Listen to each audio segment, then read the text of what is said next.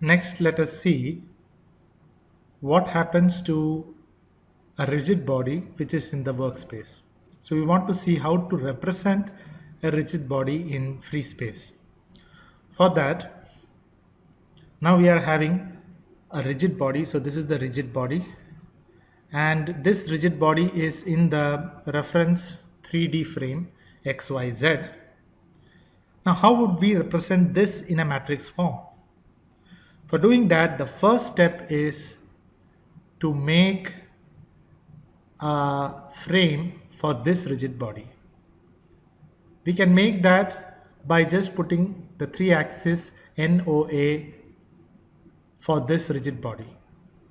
Where should the origin of that be? In the center, in the corner, anywhere. All that we need to do is just put a frame around this rigid body. So let's do that. So we have attached this frame NOA around the rigid body. And where is the position of this NOA? This position, we can show that the position is from here. So from here, that is the origin of the reference, we are having, let's say, a vector P which shows the position of where that frame is with respect to the reference frame XYZ. So this is the first step that we did. So I will write the second step, which is the finding out the position of the reference frame, frame. So attach a frame to the rigid body, find P for the rigid body. So that is the second step that we do.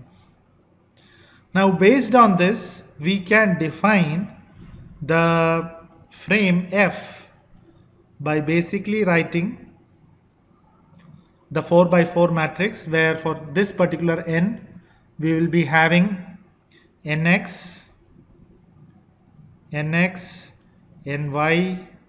nz, 0, ox, oy, oz, 0, ax, ay, az, 0, and then we are having px, py,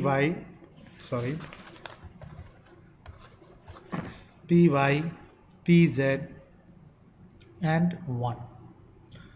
So this is how we represent a rigid body in a reference frame. Now this frame of the rigid body, it has 4 by 3, 12 information in this matrix. It has 12 information. Which are those information? These nx, ny, nz, then o, a, and p. So totally there are 6 out of 12, out of which for this first 3 rows it is for orientation, and this one is for the position.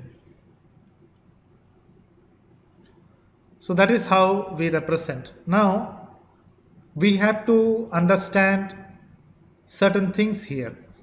For example, the first thing that we should note here is that N, O, A are mutually perpendicular. So they are mutually perpendicular,